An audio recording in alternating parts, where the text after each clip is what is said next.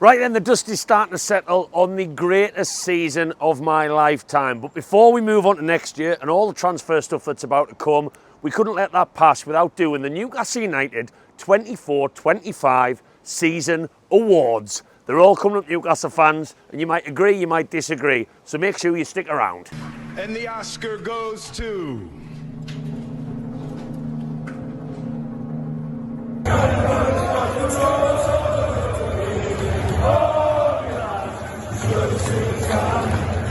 Welcome back to Black White Banter, ladies and gentlemen. Yes, as I am recording this video, attention is already turning to next season. The new strip has just been released.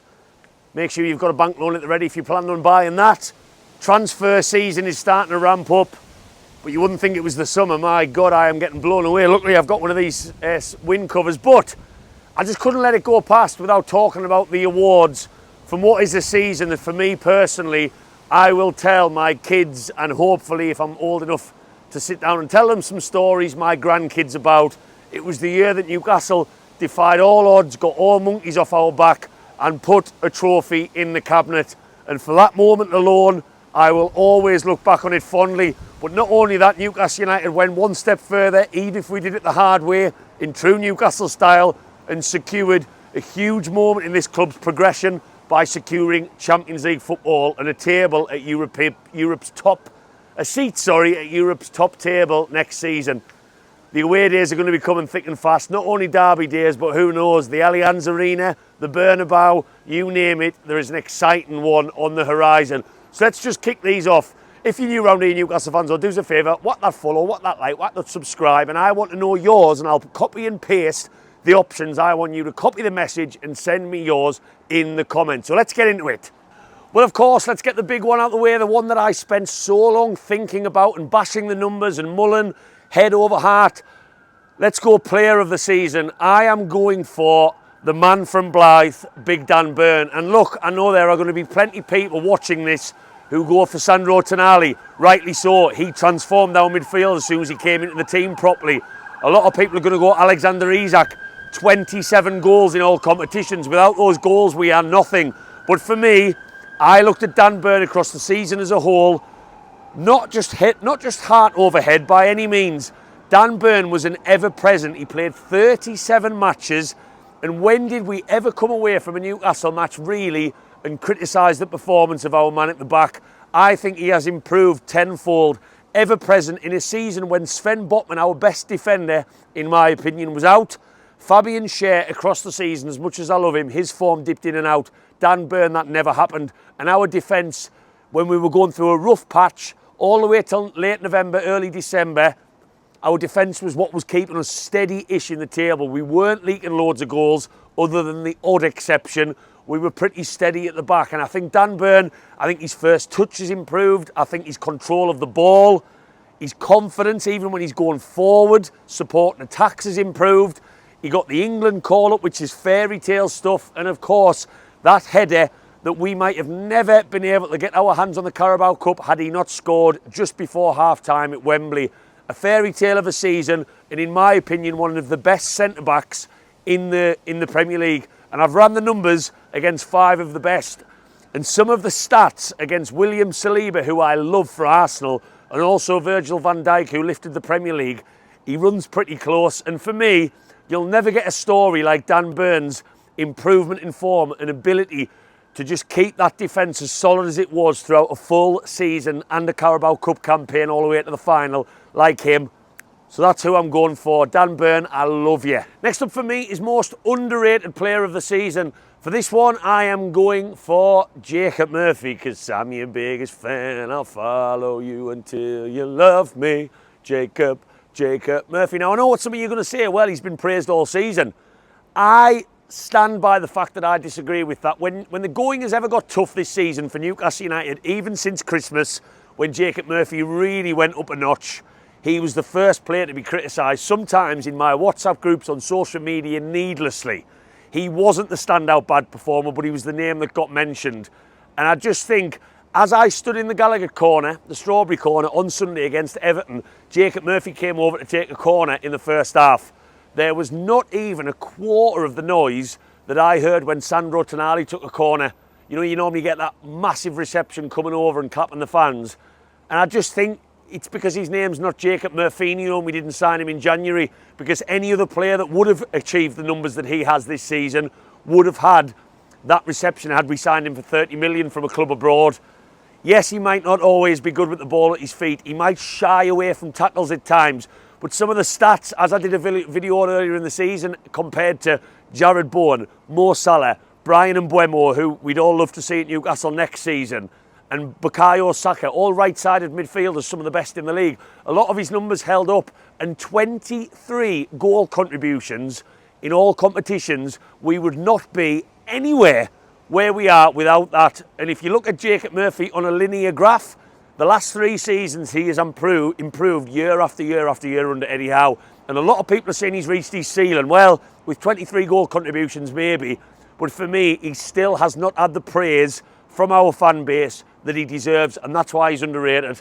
Surprise package of the season. And this was a difficult one for me, because you could argue Jacob Murphy falls straight into that category, and that would be fair. But I didn't want to necessarily use the same player for both. And the one that really caught me off guard in terms of being exceptional was Lewis Hall. Now, it's very easy to forget about Lewis Hall in these awards, because unfortunately, he missed the Carabao Cup final. He missed having that say, really being ever present for us in the last couple of matches. And Tino Livramento, who was very close to winning this award, alongside him. What an exciting pair we have there. Lewis Hall, especially in that run-in from sort of late November to March, just before he picked up his injury, was just phenomenal. Every single week, confident on the ball, decision-making brilliant, great at going forward, registered some assists that we all probably forget about. And again, I've run the numbers on Lewis Hall this season compared to Kirkes, compared to Guardiola at Manchester City, compared to Lewis Skelly at Arsenal, who everyone is raving about, similar sort of age.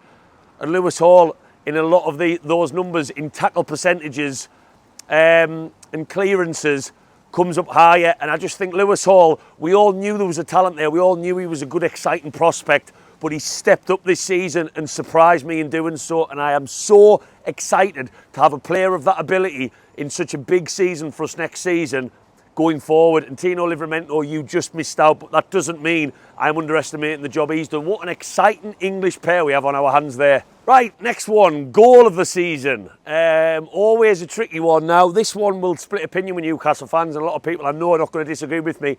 Yes, I could have gone Dan Burn in the cup final. Of course I could. I could have gone Isak in the cup final, that first time finish, bang, the celebration. I definitely don't do it in the same way. Sorry, Isak, I've just probably made a mockery of you trying to do that. But for me, you know, you've got Tonali against Brentford. Did he mean it? Did he not? Isak against Liverpool in the league. Bang, top corner. I'm a sucker for a well-crafted, beautiful on-the-eye goal from start to finish. So I've gone for Sandro Tonali against Man United in our 4-1 win. Just everything about it. The ball, the chipped ball from Isak over the top, the run from Tonali, the first time finish into the bottom corner, and the fact it set us off on what is a win against a team I cannot stand that always makes my season. That semi-professional team from the red side of Manchester. Beautiful goal from start to finish from two players who are world class. And that one, in terms of the craft and the creation of it, is my goal of the season. Home game of the season. Now, I'm going to be a little bit greedy here and take two. First one, I'm going to go Carabao Cup semi-final, Arsenal 2-0. Of course, I'm going to go that. Waving us off to Wembley, beating an Arsenal team that were really, a lot of them were quietly confident they'd turn it round and get to Wembley. Didn't concede a goal again. The atmosphere was rocking, and it was just brilliant. To get to a cup final, second time in 3 years, is amazing, but to do it against a team that we've almost now got a bit of a rivalry with Arteta blaming the ball in the first leg. It must be the ball. It must be the ball. That was just a night to remember. So that one for me, but if I'm going to go league, I'm going to doll up league on top. It's got to be Man United 4-1. We gave them that glimmer of hope going 1-0 up when Garnacho scored, which was funny. Or did he equalise? I think he equalised. But we just absolutely pummeled them, as we have done for the last couple of seasons now. And I love nothing more than waving off that awful lot. You've seen United now, FUCK home. Absolutely loved it. So those are my two. Away game of the season, of course. I'm going to have to go both again and be a greedy arse. So anyone in the comments, feel free to give me two. It's got to be Arsenal away in the semi-final first leg. I've never in my lifetime seen us win at the Emirates. For us to do so in a way that Eddie Howe crafted up a tactical masterclass, essentially putting 6 at the back when we were 2-0 up, and Arsenal just could not break us down. They chucked everything in. Gordon's Thierry Henry celebration on the corner flag and waving them all off. And of course, Mikel Arteta's interview, as I've just mentioned, afterwards blaming the Carabao Cup football. It was a perfect night that set us up for an amazing home leg and getting to Wembley. And it's a night that I'll never forget down there, because we've had an awful record for the best part of 15 years. Away game in the league, well, for atmosphere and resultant performance, I'm going to go Nottingham Forest away in November. They've been flying all season. Arguably, you know, their fans must be in dreamland, even though they didn't manage Champions League. Regardless, they've been brilliant. And we went down there probably not as the favourites. Our away form wasn't great. We hadn't been playing well away. And we won 3-1. And it was brilliant. Joe Linton got one that day, one of my favourite players. Barnes wrapped it up. And Nottingham Forest have got a great fan base, a passionate stadium. It's the one I love going to. And the atmosphere in our away end on a Sunday afternoon was absolutely rocking. So that's definitely my away one of the season. Slightly quirky one from me. Defining moment of the season. Now, a lot of people, again, I can understand the logic of going the Cup semi-finals. Defining moment, we got to a final. Winning the final, we've finally won our first trophy. Defining moment in our history, totally justified. I went a little bit deeper in my ideology on this one though. I'm going to go for our 4-2 defeat at Brentford in late November, early December. It was the first time, probably since under Eddie Howe, that I saw the away fans clear out, a lot of them, as the players were clapping the fans off. It was strange scenes. Everyone felt a little bit fed up at that point. Tonali wasn't really in the team. There was a bit of experiment, and we were awful defensively that day. And from that moment onwards, I don't know what was said in the dressing room or on the training ground the following week, but we went on that 9-match winning run and never looked back. And Eddie Howe brought Tonali back in, and this experiment of system, of midfield, it totally flipped on its head. And I think Eddie Howe got a bit of a wake-up call that, wow, maybe a couple of heads are turning, but maybe I don't have the luxury of the time to transform things in terms of bringing players in or keeping his trusted players in the side, and we just never looked back. And I thought that was a really, really big moment in our season. Was it because of the atmosphere at the end of the game, when a lot of fans cleared out? Who knows? But for me, I'll always look back on that was when our season changed. And it was just incredible from that moment onwards. Biggest disappointment of the season? Well, you feel bad saying any. Best season of my lifetime, so I'm not going to get hung up on this one. But if I had to pick one, definitely the FA Cup defeat to Brighton. Couldn't beat them all season. 2 defeats at home to them. But that FA Cup at that point was an opportunity for Newcastle to get to Wembley again. The teams that ended up being left in it, Forest, Villa, Crystal Palace, chuffed for them. Not chuffed. I've got no affiliation to Crystal Palace, but the fact that another team away from your Man Cities and your Liverpools won a cup was great to see. But Newcastle really could have been the favourites left in there, if not one of, with the likes of Manchester City, who never showed up at Wembley in the final. And to lose the way we did, we had chances that day. We had a goal chalked off for Fabian Schär, Gordon getting sent off. It was an awful day, and that was the worst feeling I had coming out all season. Really missed opportunity there with so many teams getting knocked out of the competition. Last but certainly not least, highlight of the season. Well, I'm not just going to say the cup final. I'm going to go more specific. The full-time whistle in the cup final. I've spent my whole life wondering what that would feel like, for it to be announced on the tannoy. Congratulations to your 24-25 Carabao Cup winners, Newcastle United. And I blubbered like a baby. I ugly cried. I'll put the video on screen now. And it's just a moment that will stay with me deep somewhere inside me for the rest of my life. What would it be like? What would it be like? That's what I've asked myself. I have been brushing my teeth all night. I've walked into St James's Park. I've come out of cup semi-finals thinking, just how will I react? What will happen to this city? What will it be like? Well, what was it like? It was everything we ever wanted and so much more. The direct aftermath, singing Pump It Up, rejoicing, seeing grown men cry who probably haven't even cried at the birth of their first child. The trophy parade, 300,000 people taking over the city, moving over to the town moor to celebrate even more with everybody on stage. Things that will live with me. The first one will always be the most special. I'm not bothered with the Newcastle, hopefully win a European Cup. or a Premier League one day if I'm old enough to see that. If this project keeps going in the right direction, the first one will always be the one that I get to talk about. And I was there to see it with my beloved girlfriend, who's a massive Newcastle fan as well. It was written in the stars. She got the only ticket in the block next to me to spend that moment with me. And it was just absolutely beautiful from start to finish. But that ending when the full-time whistle went was incredible. 24-25 season, I don't even want to wrap it up. I might do a couple more videos, look at things a bit deeper, more from a tactical point of view. I never wanted you to end. You did end. We got over the line and secured Champions League just to make it that more sweet. But that is the season that I will never, ever forget as long as I am on this planet. Next season promises to be another roller coaster from start to finish with more dips. I'm going to have to bring the sick bags because that's exactly what it'll be with Champions League and time-wear derbies to come.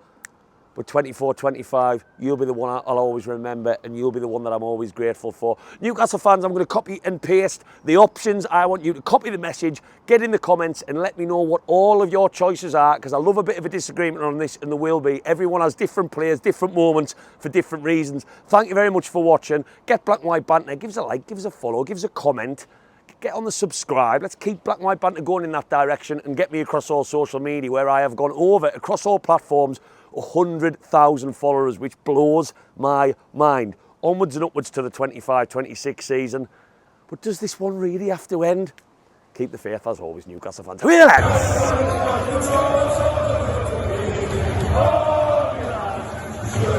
lads?